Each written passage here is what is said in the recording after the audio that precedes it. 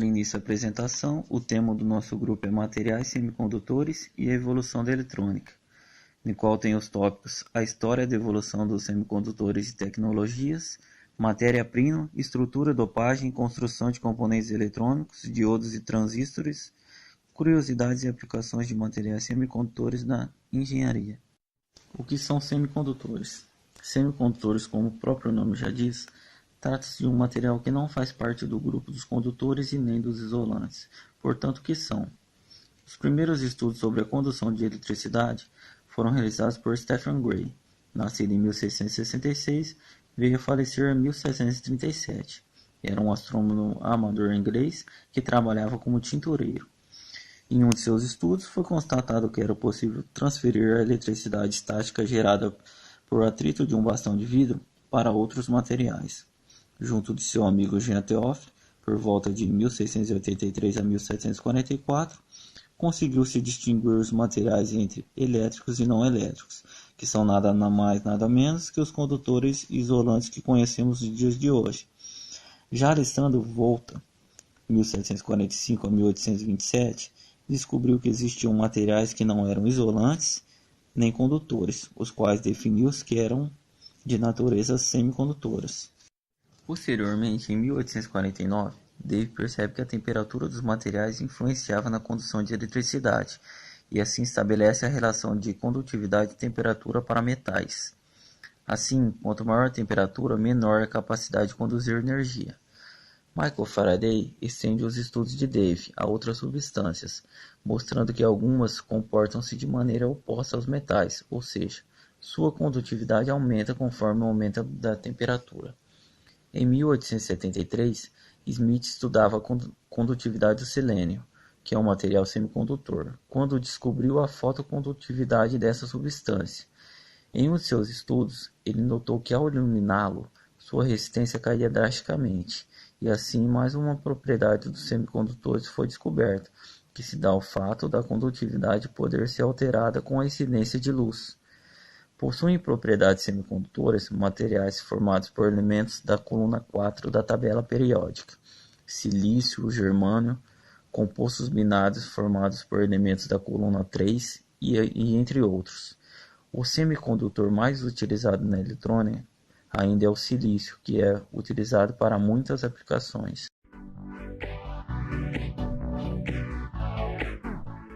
Na ligação covalente, cada átomo compartilha um elétron com o átomo vizinho. Dessa forma, o átomo central apoia 4 elétrons emprestados, o que lhe dá a forma química de estabilidade para se formar um sólido. Os elétrons compartilhados não passam a fazer parte efetivamente do átomo central.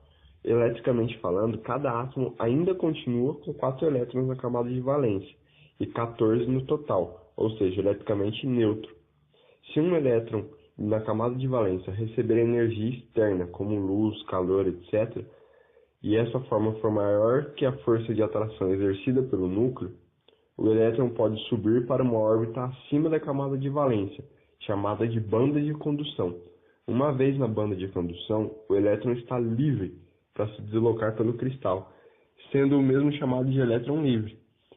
Ao ir para a banda de condução, o elétron deixa um vazio que nós chamamos de lacuna. Esse fenômeno é chamado de quebra de ligação covalente. Essa quebra produz um par de elétron-lacuna. Do mesmo modo que um elétron vagando pelo cristal pode passar perto de uma lacuna e ser atraído pela mesma. Nesse caso, houve uma recombinação.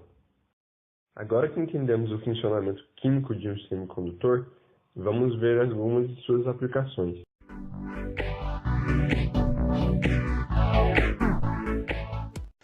O diodo é o tipo mais simples de semicondutor. É um componente eletrônico que permite a passagem de corrente elétrica em apenas um sentido. É muito utilizado para retificar sinal alternado, retificação de sinal de áudio, detecção de sinal de rádio, entre outras aplicações.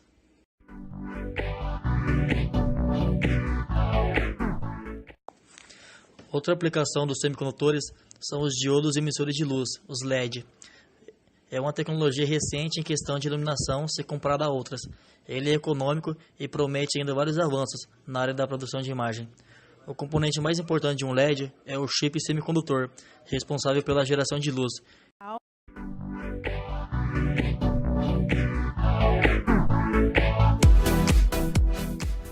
Os semicondutores também são utilizados em células solares ou células fotovoltaicas, usadas para produzir energia elétrica a partir da radiação solar.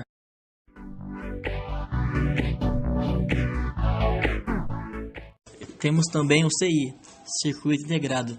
São circuitos eletrônicos em miniatura, composto principalmente de semicondutores transistores.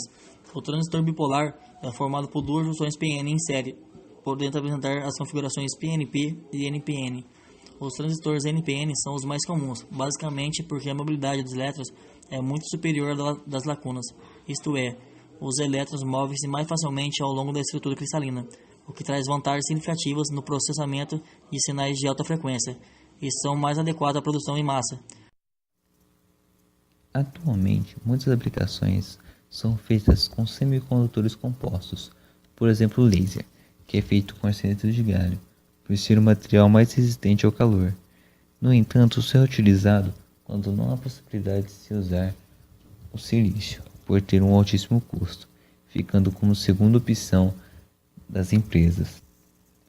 Os avanços mais recentes da tecnologia permitem preparar os semicondutores com controle em nível atômico, criando camada após camada, a partir do processo epitaxial por feixes moleculares, em que o material é crescido em altíssimo vácuo.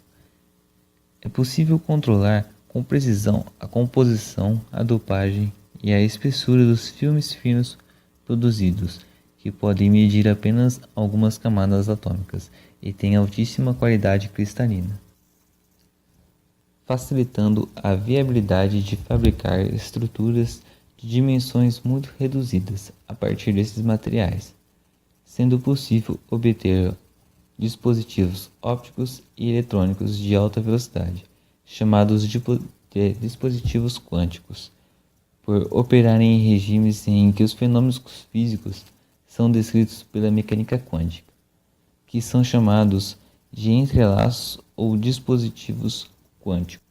Quase todo aparelho eletrônico atual contém algum dispositivo feito com semicondutores. As propriedades diferentes desses materiais trouxeram possibilidades distintas para a criação de diversos projetos, onde a criatividade humana se encarrega de usar essas propriedades e construir uma infinidade de dispositivos diferentes atualmente.